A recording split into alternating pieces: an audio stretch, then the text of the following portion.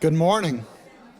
It is my pleasure to introduce to you our Reverend Ken Wilcox. Morning. Thank you, David. Thank you, everyone. Welcome to the Center for Spiritual Living. You're most welcome to be here. If you're joining us online, we're glad you're joining us there too. But boy, there's a lot of energy and love in the auditorium, so please show up when you can. Now, we are a special spiritual community. We are a community without dogma. We do not tell you what you should believe. We encourage you to come up with a God of your understanding, one that you can use to empower the best of your life. And to make that happen, all you have to do is to leave all your troubles, your would-haves, your could-haves, your should-haves, leave that stuff outside, and for the next 45 minutes or so, open up an avenue of spirit possibilities. And what are spirit possibilities?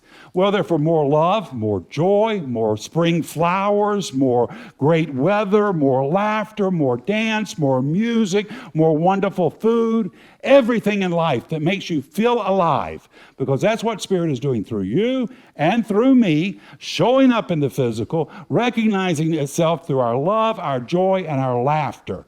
So know you're in a great place this morning, and Spirit is going to recognize and reward you abundantly.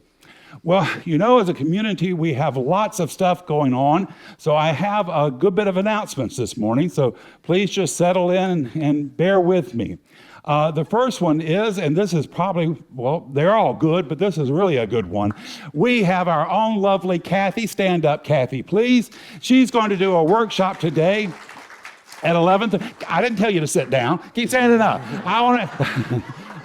I want everyone to see how lovely she is and how healthy she looks. She's been an emergency room nurse for quite some time, and she's clued in on how you can use nutrition to keep healthy. And so if you want to know that, stick around at 11:30 and Kathy will have a workshop for you. You can sit down now, Kathy. It's going to be fun.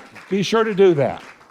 Now, next week, we've got some really amazing musical talent here, Angelina and Armand. If you haven't heard them before, they're funny, they're talented, they have great music. They're going to have a variety show on Saturday here at 6 p.m. They'll do the talk on Sunday morning, and then they'll have a musical workshop at 11:30 here. So all next week, we'll have them here, and it'll be a really wonderful time. So a variety show Saturday night at 6 p.m., Sunday talk, and then 11:30 on Sunday, a workshop. Now, also next week, we're going to have a workshop on how we can become a more welcoming community. And I've got our own lovely Joy Hamp coming up to share that information with us. Come on up, Joy.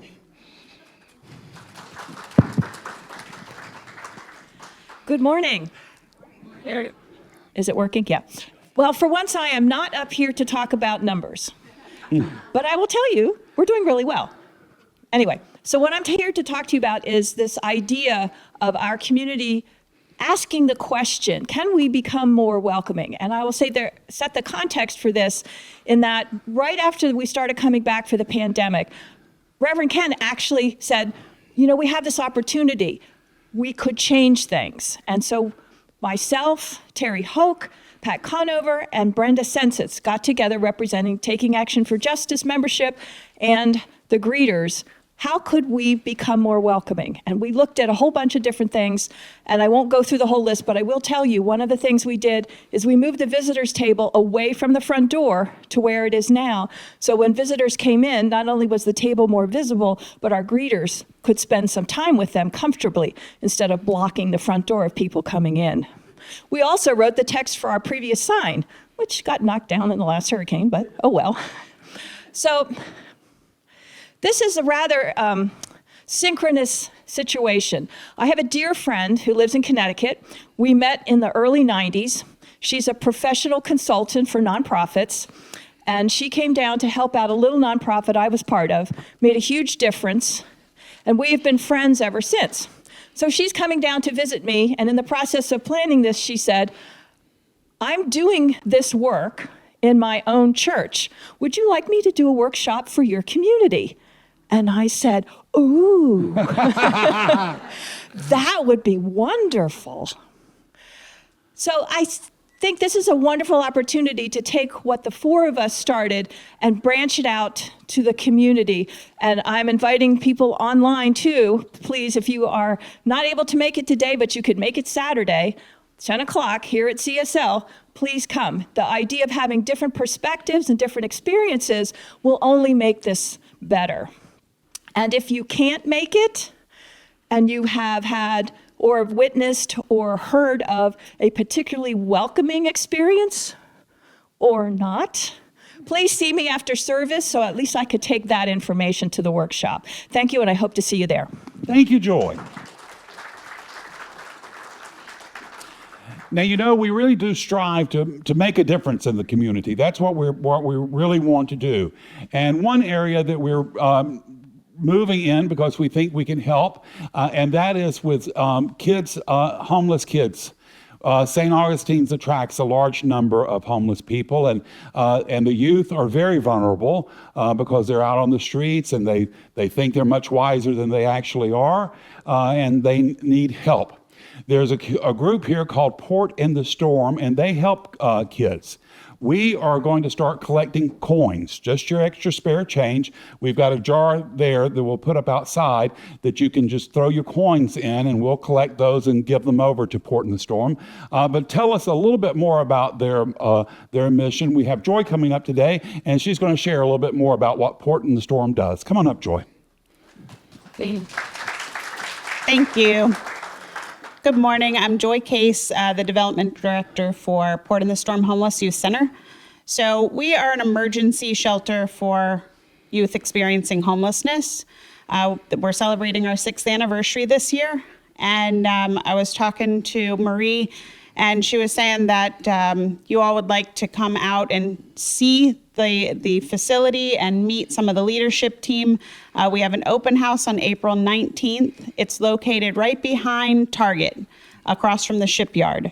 So we serve youth 18 to 24, and that might not sound like youth to you, but when you've come up through the foster system or have grown up in an abusive situation or parents who are on drugs, they don't get the same type of life skills and nurturing that you or I might have had. And so that's what we do for them there.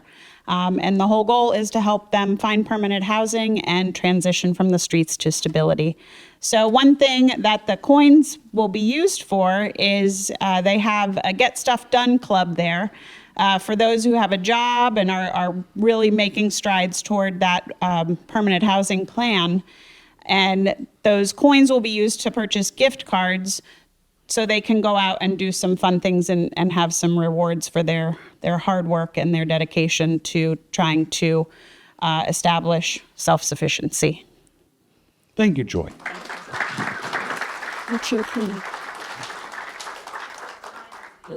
I'm Juniper. 18 feet long. Thank you. And so we'll have the jar outside, and you can start bringing your coins in.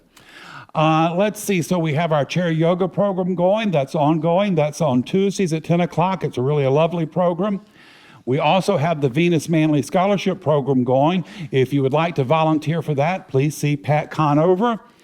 And finally, Elaine Malloy is organizing a trip to Costa Rica and Ireland. There's a flyer outside for that. I don't see her here this morning, but I'm sure she'd be happy to answer any questions. Well, those are all my announcements. So to get us started, why don't we get some wonderful music from David? David?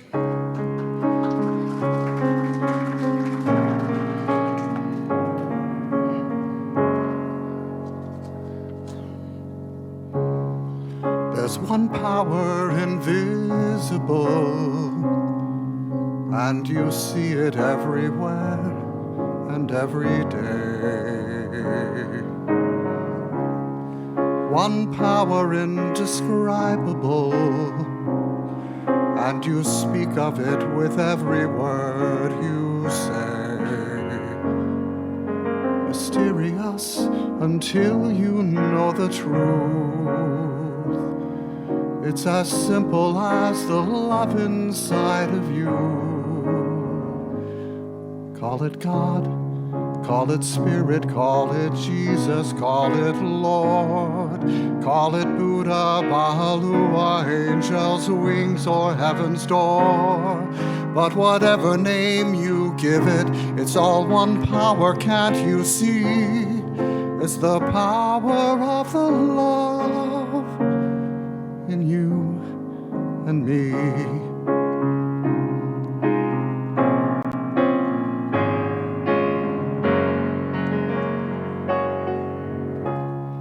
We speak so many languages,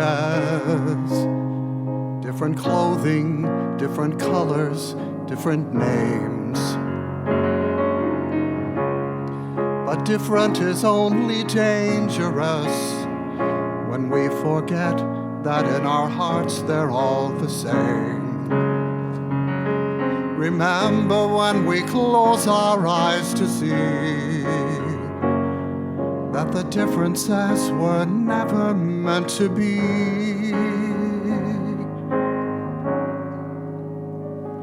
Call it God, call it Spirit, call it Jesus, call it Lord.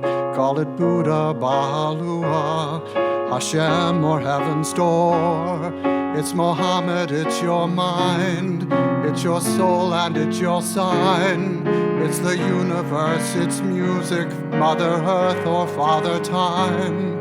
But whatever name you give it, it's all one power, can't you see? Whatever name you give it, it's the very air we breathe, it's one power in you and me. It's the power of the love in you and me.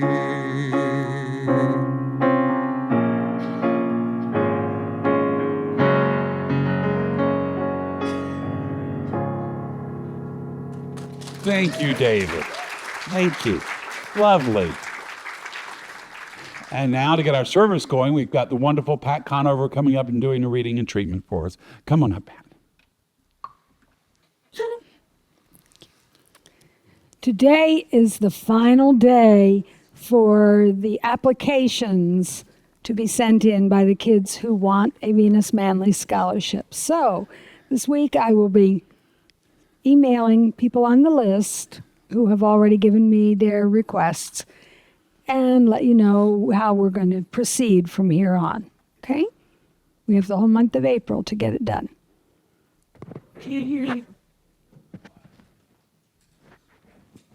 Am I on now? Hello. Is that better? No?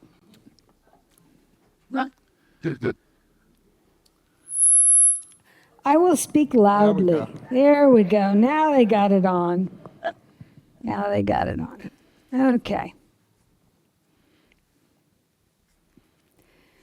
Many of us knew Nancy Fagan, Reverend Nancy Fagan. And this is a little book that she wrote a number of years ago. I'll do a reading from that.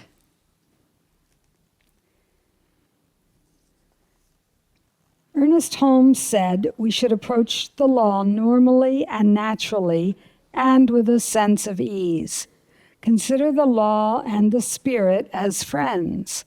This is the natural unfoldment of reality through us. In Greek mythology, Narcissus fell totally in love with his own image, reflected in a pool of water.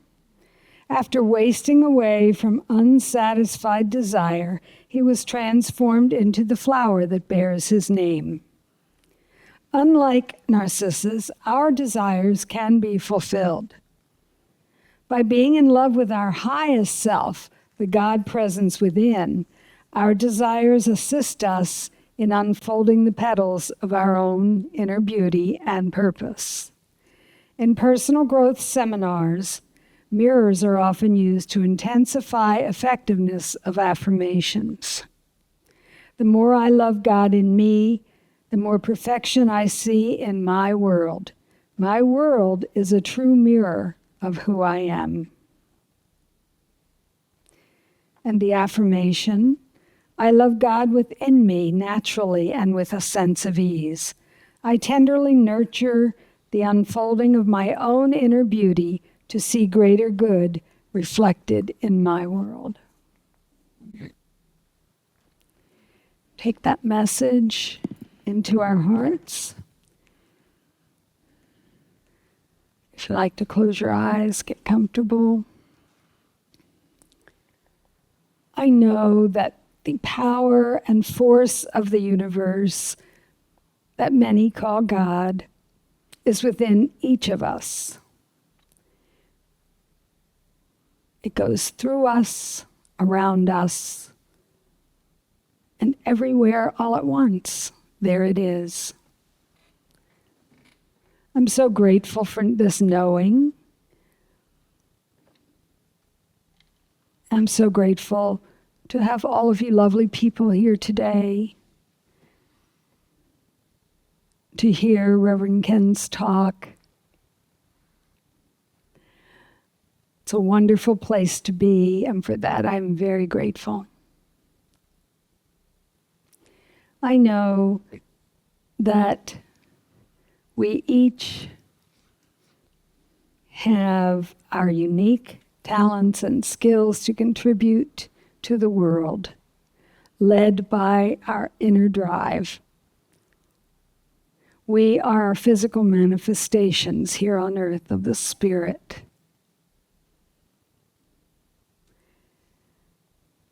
And I send this message into the universe by saying, and so it is. Thank you, Pat. That was lovely.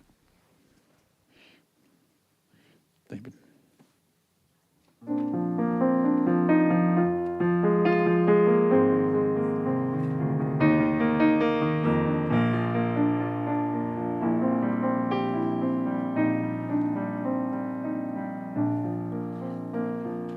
Plow the fields and scatter the good seed on the land, but it is fed and watered by God's almighty hand. He sends the snow in winter, the warmth to swell the grain, the breezes and the sunshine, and soft, refreshing rain. All good gifts around us are sent from heaven above. So thank the Lord, oh thank the Lord for all its love.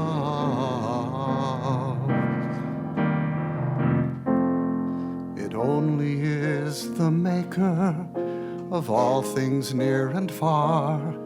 God paints the wayside flower, it lights the evening star.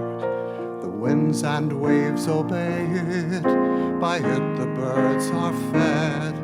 Much more to us his children, it gives our daily bread.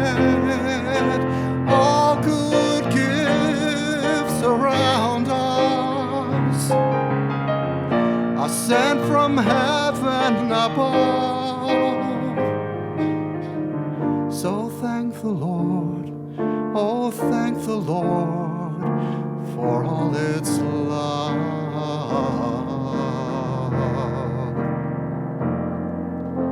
We thank thee then, O Maker, for all things bright and good, the seed time and the harvest, our life, our health, our food. No gifts have we to offer, for all thy love imparts, but that which thou desirest, our humble, thankful hearts.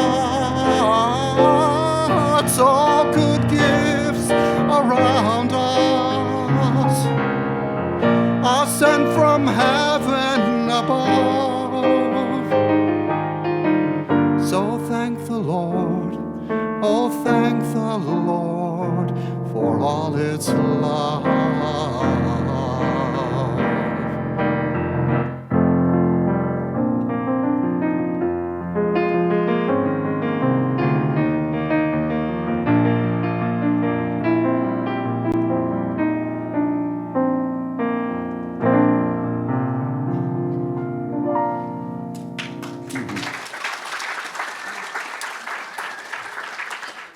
Thank you, David, and thank you, Pat. What a blessing it is to be able to come together with like-minded people and to consciously co-create the best life possible for ourselves, for each other, and for the world. So your being here today is powerful, and it's going to have a huge impact, not for yourself, not only just for yourself, but those around you and for the world. It will expand and go out. So we're doing good and purposeful work here today. Now, my talk title today is Jacob's Ladder.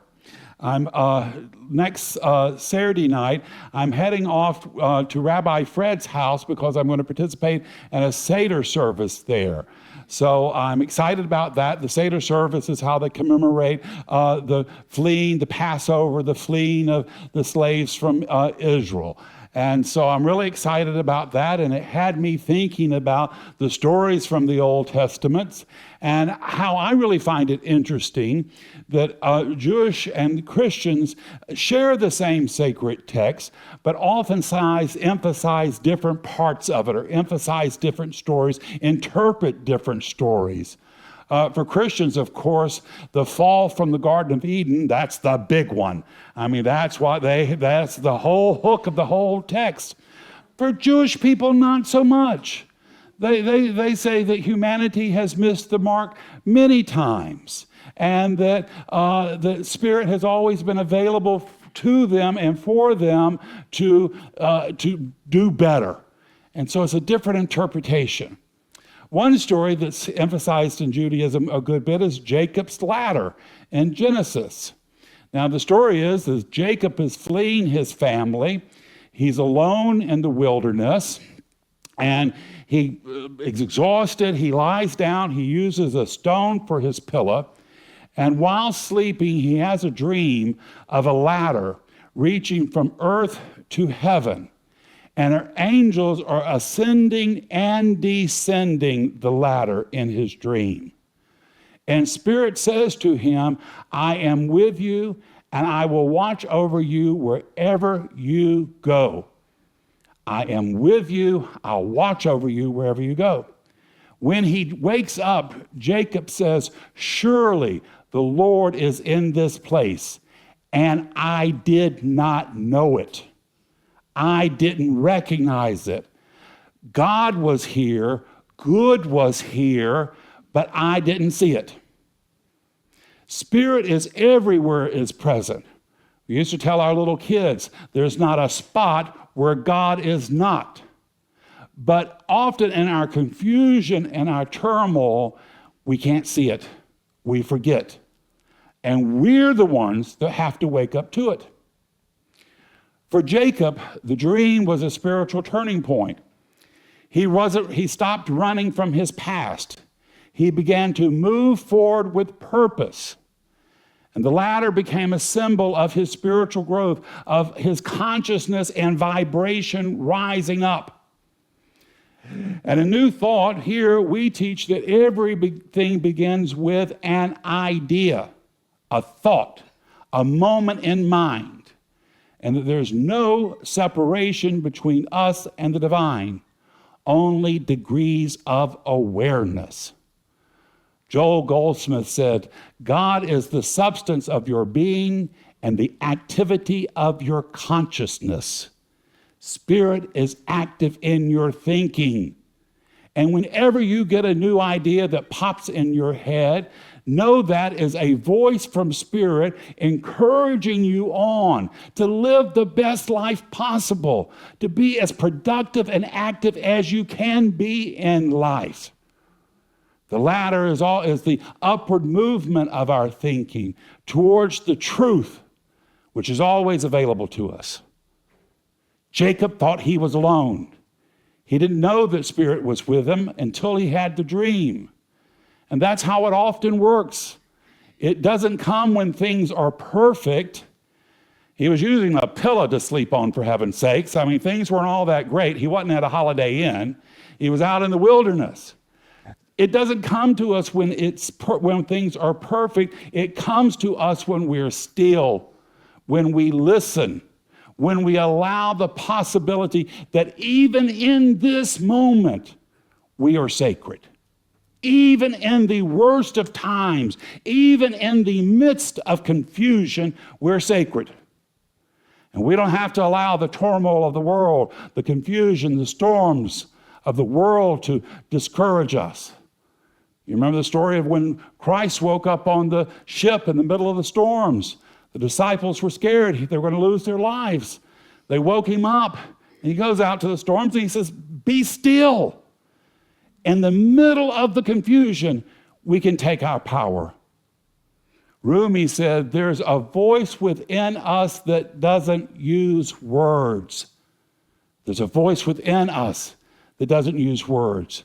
It uses symbols, it uses signs, it uses feelings. It uses feelings. You get an idea of something you want to pursue. Maybe it's a new hobby. Maybe it's a business adventure. Maybe it's reconnecting with someone. If you will keep it to yourself, you will notice signs and symbols in the universe supporting you, encouraging you. You might be flipping through a magazine at the doctor's office and see an article about it. You might see a course at one of the local colleges for it. And then pay attention to how you feel when you think about it. Are you excited? Are you enthused? That is a sign that you're moving in the right direction.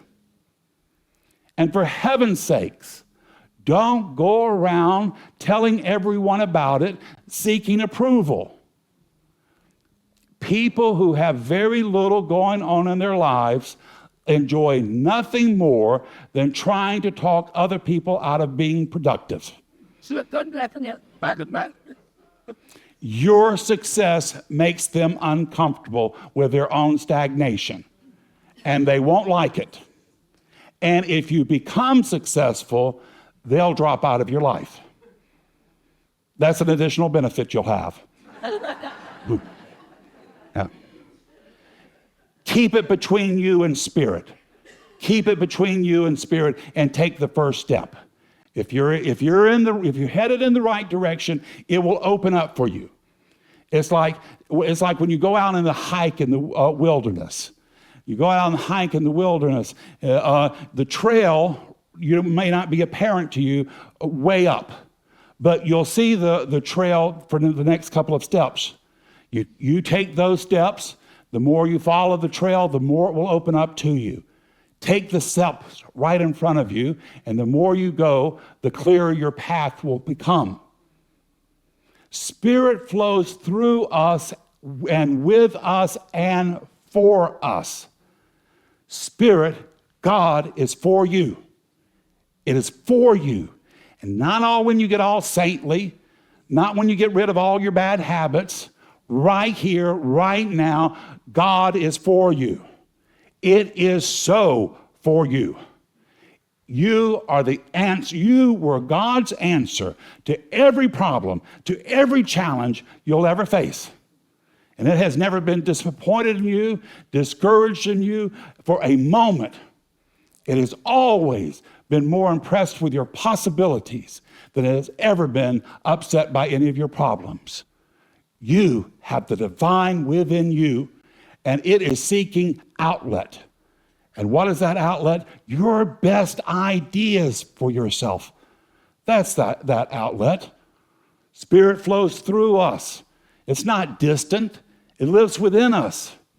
The ladder is the structure of our spiritual ascent. Step by step, we remember who we really are. That's the whole journey of our life, to remember who we are. And each step is a shift in consciousness. It's the movement from fear to faith, from resentment to release, from limitation to possibilities. And each step is a new vibration, a new view of life.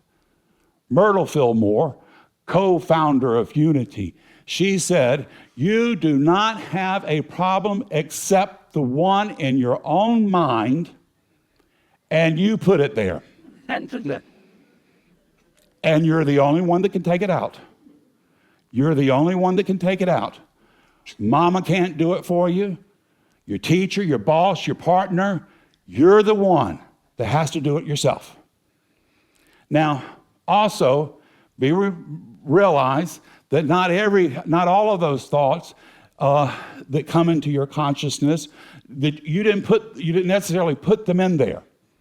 Parents, teachers, bosses, politicians, the news media, they feed us a lot of false impressions. But we're the ones responsible for keeping them in our minds. We're the ones responsible for giving them energy. Negative thoughts can come and go if we refuse to dwell on them.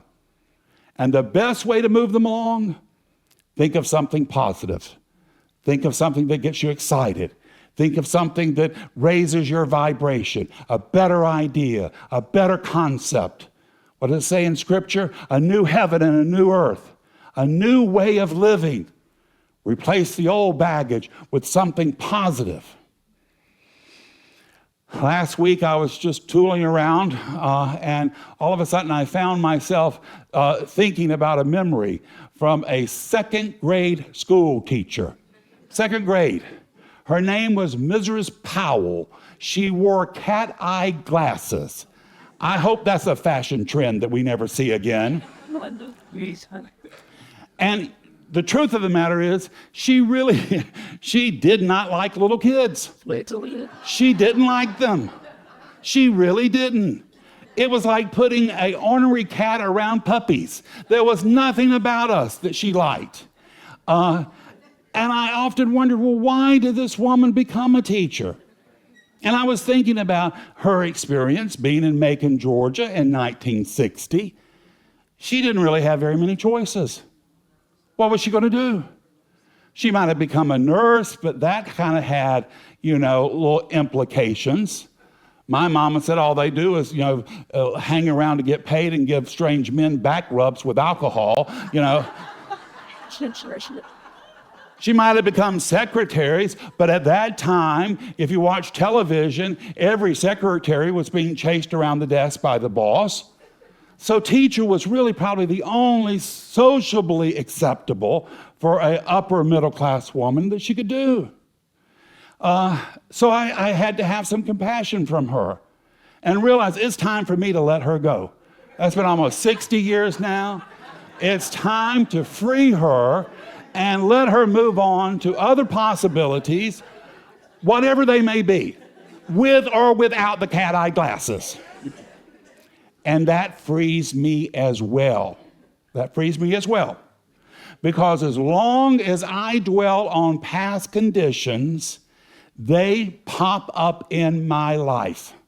They recreate in my experience to confirm conclusions I have made about how life appears to me. I dwell on a negative second grade school teacher. I will have someone popping up in my life that responds to me like a negative second grade school teacher. And I have one. Yes, she works at the 10 items or less line at the grocery store. And I try to avoid her, but there are times when I get into her line, and when I do, she will critique. She will critique my food selection. Yeah. She'll say things like, they make this in low fat, don't you? Yeah.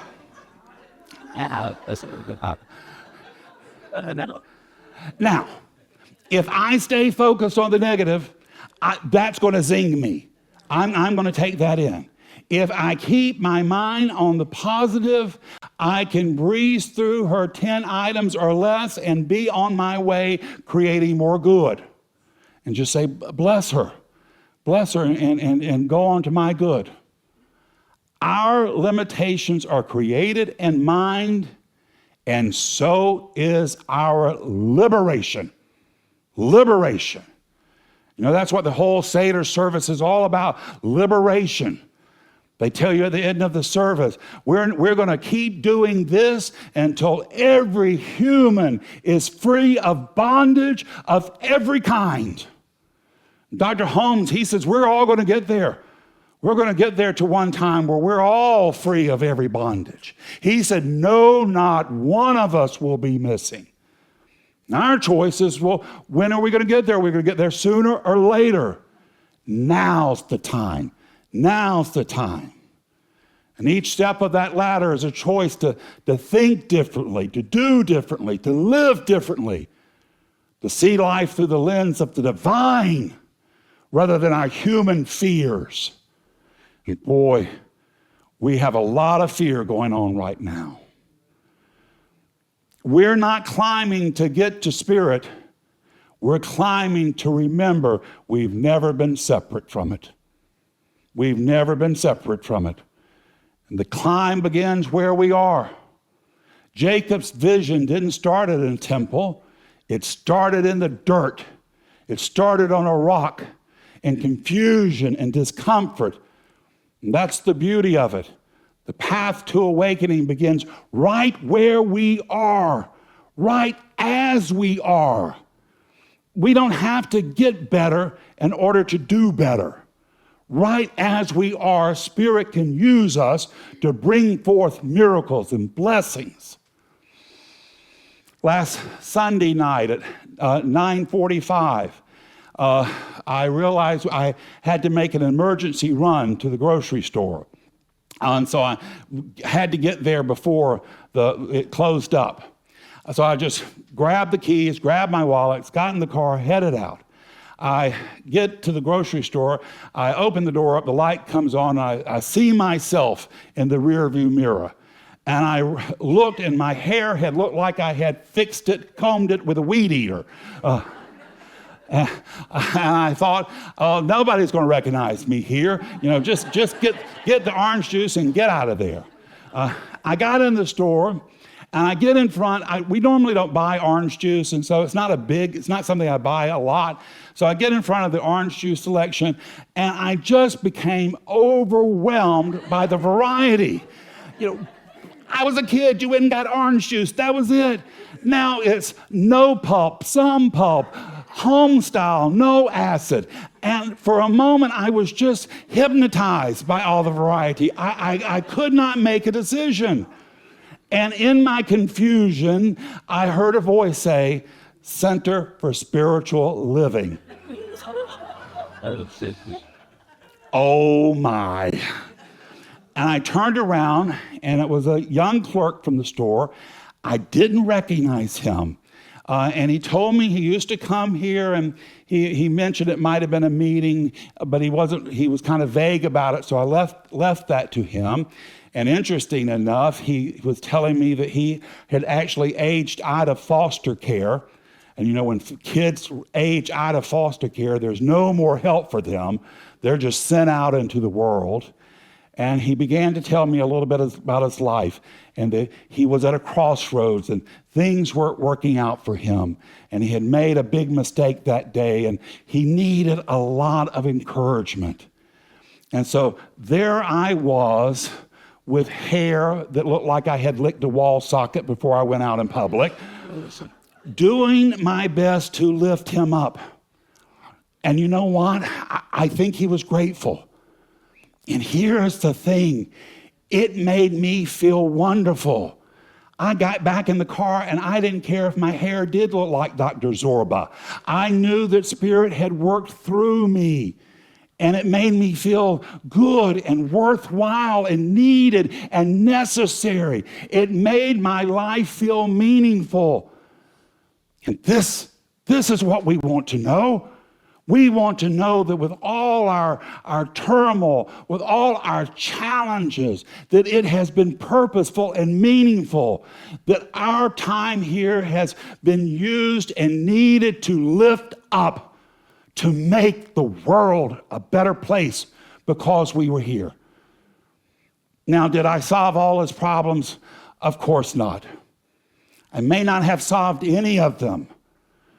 But I gave him 2 or 3 minutes of respite, and that's not to be discounted. More importantly, it reinforced for him the idea of something very powerful, that if he would call out for help help is available if he calls out for it. And that could be life-saving for him. That could be.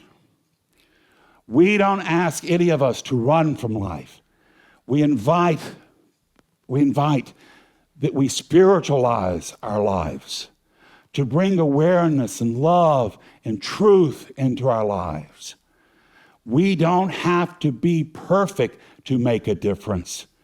We just have to show up. Show up and be human. Be human. That's all that's asked of us, to show up and to be who we are. Dr. Holmes says to learn to think is to learn to live. So wherever we are in life, if we're full of energy, or if we're feeling stuck, if we're confident or uncertain, our ladder begins right where we are, right here, right now. So take that step, breathe, be conscious of where you are. And you don't have to leap to the top, just take the next step. Speak truth, think higher, trust that your climb is guided, not by your ego, but by infinite mind. Jacob saw angels going up and coming down, moving in both directions. This is the rhythm of our spiritual lives. We rise sometimes, we need rest sometimes we descend, and then we climb again. And that's the reason community is so important. See, if you're out there on your own in the desert, it's hard to remember that you can rise up and climb again. It's important to have a group of like-minded people who believe better in you than you can believe in yourself, because this ladder never disappears. We're not only climbing this ladder, we are the ladder. We are the bridge between the human and the divine. Our thoughts and actions and consciousness become the pathway through which Spirit expresses as life. We are how God becomes God in the physical plane. And it all begins where we are. Within us is the power, the goodness, and glory of God, ours to manifest one step, one breath, one blessing at a time. And when doubt and fear creeps in, remember what Jacob discovered. Surely the Lord is in this place, and I did not know it. Surely God, good, is in this place, and I demand to see it. I demand to see it. It is my birthright to see it, because we are never alone. We never were.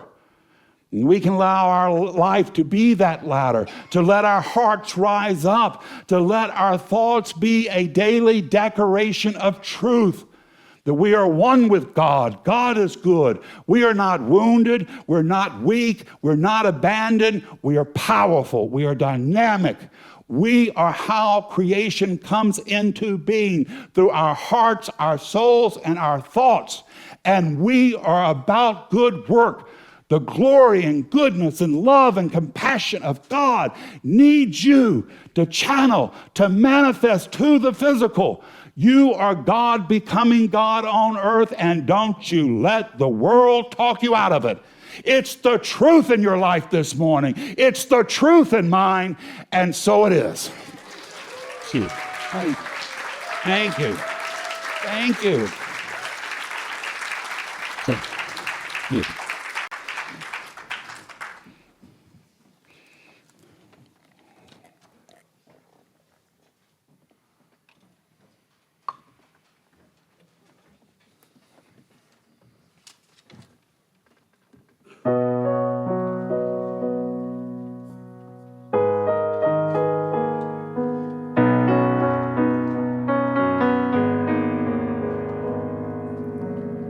Think you own whatever land you land on.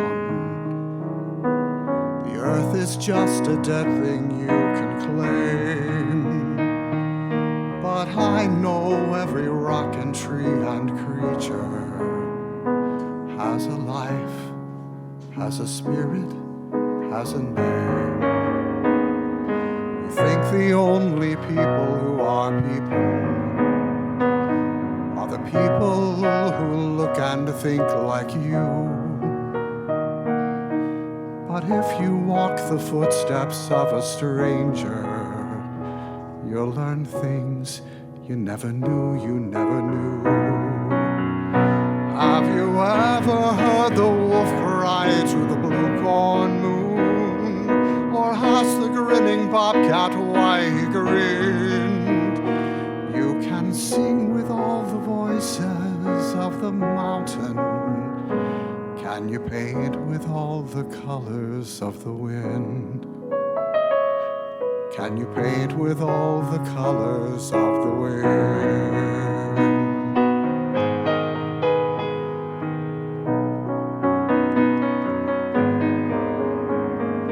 Come run the hidden pine trails of the forest. Come taste the sun-sweet berries of the earth. Come roll in all the riches all around you, and for once, never wonder what they're worth. The rainstorm and the rivers are my brothers. The heron and the otter are my friends. And we are all connected to each other in a circle, in a hoop that never ends. How high can the sycamore grow? If you cut it down, then you'll never know. And you'll never hear the wolf cry to the blue corn moon. And whether we are white or copper-skinned, we need to sing with all the voices of the mountain. Need to paint with all the colors of the wind. You can own the earth and still all you own is earth until you can paint with all the colors of the wind.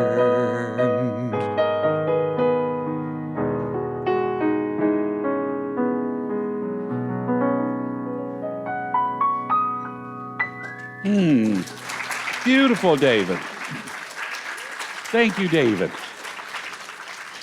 So now we come to the time we support our community and we support this wonderful place because we're out in the world doing great and good work. We are sending a beacon of light and love and compassion out to the world. Now you can support us in several ways. You can support us by volunteering for us. You can support us in consciousness by doing prayer work for us, and you can support us in coin. However you choose to support us, if you will take that your intention and place it over your heart and read with me this affirmation of prosperity. I live in a universe of abundance. As I freely and joyfully give, I join in the divine flow, and all I share with life returns to me multiplied abundantly. And if the ushers will step forward, and David, I know you got something great for us.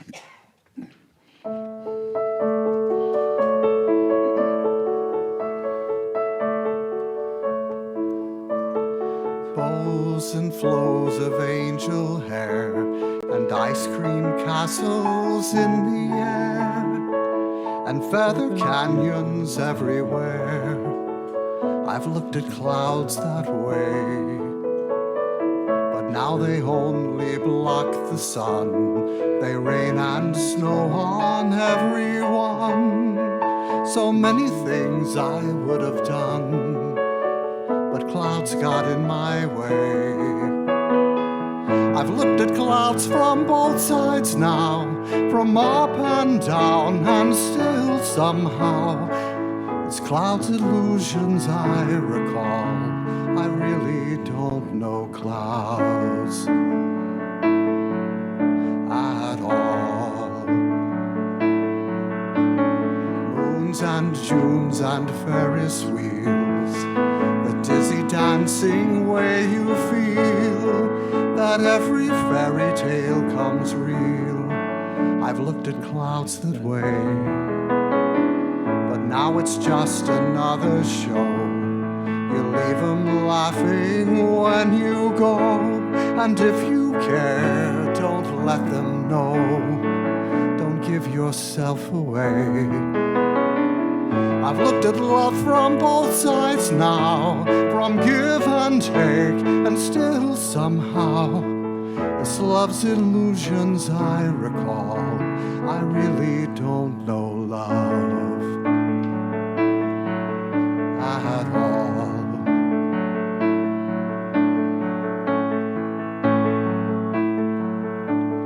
Tears and fears and feeling proud to say I love you right out loud. Dreams and schemes and circus crowds, I've looked at clouds that way. But now old friends are acting strange. They shake their heads, they say I've changed. Well, something's lost and something's gained in living every day. I've looked at love from both sides now, from win and lose, and still somehow, it's life's illusions I recall. I really don't know life at all. I really don't know life at all.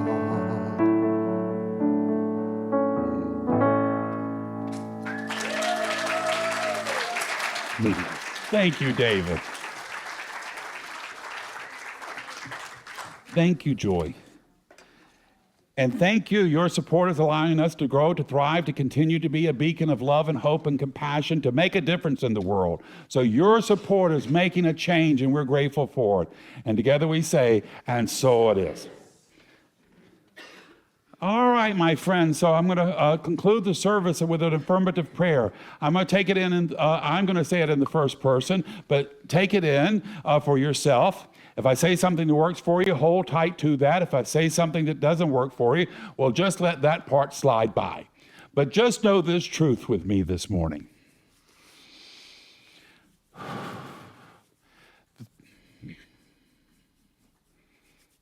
There is but one God and one mind and one power. And that power is perfect love. It's divine intelligence. That power called me by name so that I could show up in the physical realm to express myself as Spirit's love and compassion and kindness. So here today in this sacred space filled with all these wonderful, lovely souls, I now choose to see myself as God sees me. Not as weak or wounded, but bold and dynamic, courageous, out in the world and making a difference. I choose to see my life through Spirit's eyes, that I am here to lift up, to inspire, encourage. I'm here to have a good time. I'm here to live in health and prosperity and love. I am here to be surrounded by friends who remind me to laugh and play and to enjoy myself. I am here to be awed by the beauty of this world. I'm here to be reminded that love is the most important and powerful emotion in life. It is the purpose and goal of life. So I leave this place not weak, not wounded, not discouraged. I leave here inspired. I leave here encouraged. I know who I am and whose I am. I am a child of the Most High. I am here to make a difference. And there is no power on earth that can hold me back. There is no turmoil or confusion that the light of God cannot burst through like the breaking dawn bursts through the shadows of the night. So I leave this place inspired. I leave this place on purpose. I am on the move. Spirit is calling me forth. A pathway has been cleared before me, and I am not turning back. I am on the move, and I see the goodness and glory of God. I see a new heaven and a new earth, and that is my home, and I will not be denied. This is my truth. Every cell of my being radiates this right knowing. And I release this prayer into the mind of God. Do this good and perfect, bold and dynamic work, returning to me multiplied abundantly. And together we say, and so it is. All right, dear ones, I'm going to leave you with one last idea, and that is your life. Your life. It's not a problem to be solved. It's a miracle unfolding. Your job this week is to go name your miracle, proclaim your miracle, and make it your own. God bless us all. Now let us go be the miracle God is calling us to be. Until we see each other again, this is Reverend Ken wishing you many blessings.